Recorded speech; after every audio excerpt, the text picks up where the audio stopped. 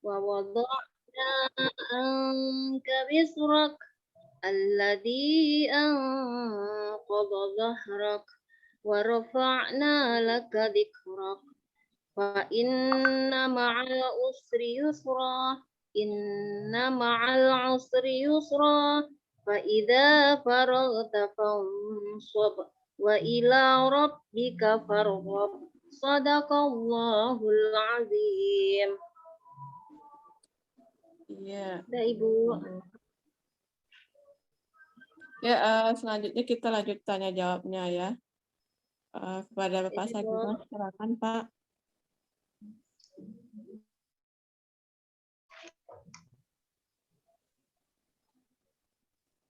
Baik, Assalamualaikum warahmatullahi wabarakatuh. Waalaikumsalam. Ibu Dwi Wahyu. Iya Pak. Dwi Wahyu, MPhilI ya. Ini bukan berasal ke latar belakang pendidikan ya, filsafat. Iya Bu. Iya Bapak benar. Ibu dari mana Bu? Asalkan saya dari Surabaya Pak. Jadi tahun 2002 pindah ke sini. Jadi melanjutkan kuliah di Winsus Karyau Pak. Sekarang Dari di Sunan Riau. Ampel dari Sunan Riau. Ampel Surabaya pindah ke Winsuska. Kok bisa jadi guru Bu? Cita-cita dari dulu mau jadi guru Pak. Jadi waktu dulu nggak tahu mau ngambil jurusan apa karena ayah dan ibu kan semuanya di Sumatera. Jadi kami ngambil tuh akidah filsafat. Rasanya kayaknya akidah tuh mudah gitu kan 14. Rupanya ada filsafatnya. Jadi kami mengajar nih nyambung ke akta Pak. Oke. Ambil akta kemarin. Oke ya. Ibu udah pandai menggunakan medianya, ada di itu, di rekamannya itu ada media nggak? Media pakai apa? Pakai PPT Pak. Pakai PPT. Hanya PPT saja? Iya Pak. Hanya PPT itu kah? Oh, biasanya saya menggunakan audio. Kalau misalkan ada belajar bacaan Al-Quran, saya bawa radio ke kelas Pak. Di sekolah kan ada tape recorder juga. Ya. Alhamdulillah fasilitas di sekolah juga memadai. Oke. Ya. Selain dari itu, apa saja? Selama ini yang kami terapkan cuman masih PPT dan audio aja Pak. Kalau dulu kan belum mengenal PPT, kami masih pakai gambar yang ditempel-tempel, di print out, kemudian ditempel-tempel. Sekarang karena udah mengenal PPT, Ibu udah mengetahui itu apa TIFEK, teknologikal, content knowledge, udah tahu? Insya Allah Pak. Apa itu pembelajarannya itu mengintegrasikan 3 aspek teknologi dan pedagogi. Ada kontennya yang termasuk penguasaan materi, kemudian pedagoginya, strategi bagaimana guru mengajarnya, dan kemudian teknologinya, bagaimana pemanfaatan teknologi dalam pembelajaran. Contohnya di RPP Ibu gimana? Di RPP saya menampilkan slide PPT Pak.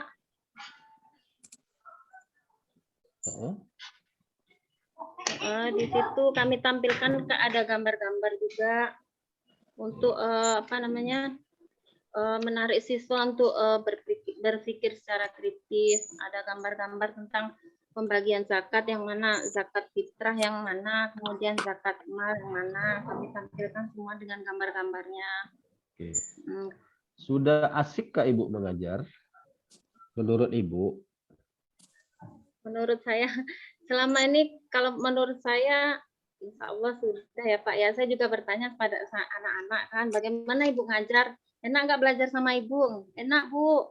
Nah, kenapa? Karena Ibu selalu ngasih reward. Yang pertama, reward.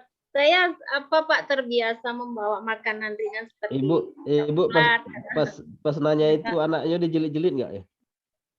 Iya Pak. Pas nanya itu tadi itu dijelit-jelit nggak anaknya? Maksudnya Pak? Pas Ibu nanya tadi, anak-anak senang nggak belajar sama Ibu sambil Ibu plotot-plototi anak itu enggak? Enggak, Pak. Enggak, Pak. Insya Allah enggak. Bukti anak itu kita di kelas itu asik, berarti dari awal belajar sampai terakhir itu anak itu tetap semangat belajarnya, tetap kreatif. Itu nggak ada yang nggak ada yang nggak ada yang tidur, nggak ada yang ngantuk, kok belajar masih fokus, berarti dia asik belajar dengan kita. Ya, jadi itu dari awal kita komen selalu itu harus selalu dibangun. Bagaimana situasi di kelas itu harus selalu ceria, semangat gitu ya. Kan ibu-ibu kan punya kreativitas banyak. Kalau lihat ada anak yang sudah mulai itu bikin sesuatu kayak kasih bom aja meledak biar dia terbangun gitu. Ingat lagi ya, tapi yang sifatnya mendidik gitu ya. Oke, pengetahuan Ibu tentang teori belajar gimana coba? Coba jelaskan. Teori belajar itu yang pertama ada, kalau dari EPP kami nih Pak, kita menempatkan teori belajar konstruktivisme, di mana di situ anak-anak digiring untuk aktivitas berpikir, anak-anak sudah kreatif, maksudnya diajak berpikir kreatif, mengerjakan suatu atau memecahkan masalah, anak-anak diajak untuk menyusun konsep, guru memfasilitasi supaya pembelajaran itu berjalan dengan lancar. Kemudian kayaknya di RPP saya juga ada masuk aspek itu Pak, teori humanisme, yaitu memanusiakan manusia, yaitu menjadikan anak-anak itu lebih baik. Contohnya tadi tentang pembelajaran zakat, saya bukan hanya menyampaikan apa itu makna zakat, tetapi lebih ke penekanan pentingnya zakat itu loh dalam kehidupan sehari-hari. Zakat itu sangat penting untuk dikeluarkan, hikmahnya tuh seperti ini. Jadi anak ibu kalau misalkan nanti melihat orang yang kesusahan atau apa, kita bantulah salah satunya dengan mengeluarkan zakat. Itu Pak. Jadi harus harus memahami betul tentang makna-makna teori belajar itu, karena ya nggak mungkinlah kita mendesain sebuah pembelajaran kalau tidak paham tentang teori belajar gitu. Jadi gini, kita jadi guru itu secara administrasi kita harus lengkap, secara struktur menyampaikan juga harus bagus gitu ya. Jadi ya belajar itu tidak pakai pakai ilmu keramologi gitu ya. Ilmu keramologi itu ya masuk nanti saya itu belajar kira-kira begini aja. Jadi kita itu sebentar kalau guru itu sudah terencana dengan baik, sudah terstruktur, administrasinya sudah lengkap gitu. Nah, itu tentunya kita buat berdasarkan itu tadi, dasarnya kita pilih teori belajar, psikologi belajar siswa gitu ya, situasi kelasnya dan lain sebagainya. Itu akhirnya akan membuat situasi pembelajaran di dalam kelas itu akan menjadi lebih asik gitu ya. Makanya kita perlu refleksi juga. Oh, hari ini belajar begini, oh ternyata anak-anak kurang gitu ya. Kalau penilaian pakai ranah sikap, keterampilan gitu dan lain sebagainya, itu udah dilakukan begitu Bu ya? Insya Allah sudah Pak. Di sini kami menampilkan penilaian sikap, kemudian ada pengetahuan dan juga keterampilan. Ya. Keterampilannya ya Pak. Untuk pengetahuannya ada beberapa soal, keterampilannya kami mengimbau anak-anak untuk membuat mind mapping tentang zakat. Berarti praktek Pak. Oke, baik. Cukup Bu Din, silakan. Ya, Bu Dwi. Ibu.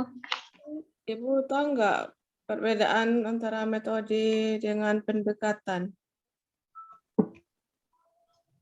Metode, iya Bu. Di kursi ini. Perbedaan antara metode dengan pendekatan. Metode itu cara yang kita gunakan di dalam pembelajaran, Bu. Kita memakai metode apa? Kalau kami diskusi, ada metode diskusi, pertanyaan, ada tanya jawab. Kalau pendekatan, saya memakai yang saintifik. Pendekatan saintifik ada mengamati, menanya, seperti itu Bu. Tapi ini saya juga belum tahu kali Bu, perbedaannya itu di mana antara metode dan pendekatan Ibu. Ya, Bapak Ibu ya. Nanti ditambah lagi literasinya ya, Bu ya, Bu Dwi. Iya, Ibu. Bu Dwi.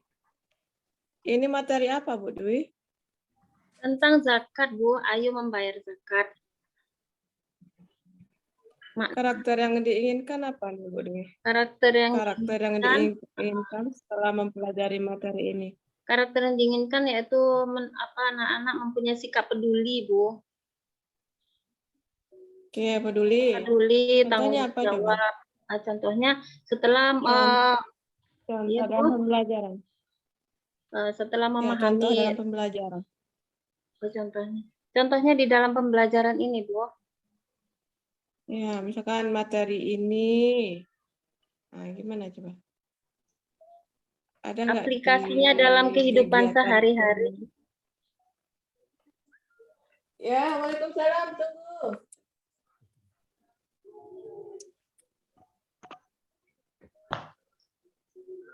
Ada nggak? Misalkan di materi Kalau ini materi apa? materi tentang zakat. Kalau kami ini, Bu, aspek mengedepankan aspek peduli, yaitu ketika anak-anak sudah mengetahui zakat itu seperti apa, fungsi dan hikmahnya itu seperti apa, nanti aplikasi dalam kehidupan sehari-hari itu kami harapkan peserta didik atau anak-anak kami itu mempunyai sifat kepedulian terhadap sesamanya. Seperti itu, Bu. Kemudian tanggung jawab. Oke, Bu Dwi. Ibu Ya, Dwi Ibu. kalau memulai pembelajaran itu langsung ke materi atau gimana? Tidak, Bu. Apa kegiatannya sebelum masuki materi? Kegiatan awal dulu mengucapkan salam, kemudian menanyakan kabar anak-anak, siapa yang tidak hadir, kemudian baca doa. Sebelum memulai pelajaran, kami masukkan ke persepsi terlebih dahulu, Bu. Apa itu persepsi, Bu? Persepsi itu mengambil pembelajaran yang sebelumnya, Bu, untuk diaplikasikan pada pembelajaran yang sedang terjadi saat ini. Ditarik pada pembelajaran saat ini. Nanti Ibu baca lagi ya apa itu sebenarnya persepsi ya, Bu ya. Iya, Ibu. Ya, Bu Dwi. Baik, Ibu Ibu. sudah pernah melakukan inovasi dalam pembelajaran? Selama ini kami masih itu, Bu, sekitar membuat praktek mengajar. Kemarin kan waktu pandemi kan tidak ada tatap muka. Jadi kami dari sekolah diwajibkan untuk membuat video praktek pembelajaran melalui KineMaster. Nanti disampaikan kepada iya, Ibu. Sampaikan kepada wali murid melalui WA, nanti diakses wali murid dan tugasnya nanti anak-anak itu memfotokan hasil tugas yang diberikan guru kepada di WA guru masing-masing, Bu. Ya, Bu, kira-kira model yang Ibu sering gunakan dalam pembelajaran itu model apa aja, Bu? Model yang sering saya gunakan di antaranya adalah based learning, Bu. Based learning karena saya kan mengajar di kelas 6. Kami tampilkan permasalahan seperti ini, mereka nanti berusaha untuk mengerjakannya, berpikirnya itu agak berpikir kritis karena udah kelas 6, Bu. Kalau kemarin kan kami 7 tahun itu ngajar di kelas 1, itu pendekatannya kami sering menampilkan media-media video lewat PPT, kemudian banyak bernyanyi tapi diintegrasikan ke pembelajaran keislamannya. Seperti itu, Bu. Oke, saya rasa cukup ya, Pak Sagiman. Pak Sagiman? Iya, baik, boleh. Ya, cukup. Pak Sagiman? Ya, cukup. Cukup ya. Oke, mungkin ada yang ingin disampaikan, Bu Dwi, silakan, Bu Dwi. Ya, Ibu. Sebelumnya kami mengucapkan terima kasih kepada Bapak Sagiman, kepada Ibu Dini Palupi Putri atas ilmu yang telah diberikan. Mudah-mudahan nanti kami bisa mempraktekannya kepada peserta didik kami. Sekali lagi terima kasih pada Bapak dan Ibu. Mohon maaf kalau ada salah-salah yang saya ucapkan. Assalamualaikum warahmatullahi wabarakatuh. Waalaikumsalam warahmatullahi wabarakatuh. Waalaikumsalam warahmatullahi wabarakatuh. Ya gitu ya, untuk Bapak Ibu semuanya mohon dicatat apa saran dan perbaikan tadi ya. Karena ini penguji dua kita mau sholat Jumat, jadi kita tutup aja ya, selesaikan sampai di sini. Nanti kita lanjutkan lagi ke kelompok 3 setelah Jumat jam 1. Ya Bapak Ibu yang Bapak-Bapak mau bisa lanjut siap-siap untuk sholat Jumat. Oke, kita tutup sesi 2 ini dengan membaca lafaz hamdalah. Alhamdulillahirabbil Alhamdulillah. Ya, boleh. Saya juga mau love dulu ya. Terima kasih. Assalamualaikum warahmatullahi wabarakatuh. Waalaikumsalam warahmatullahi wabarakatuh. Terima kasih Bapak, Ibu.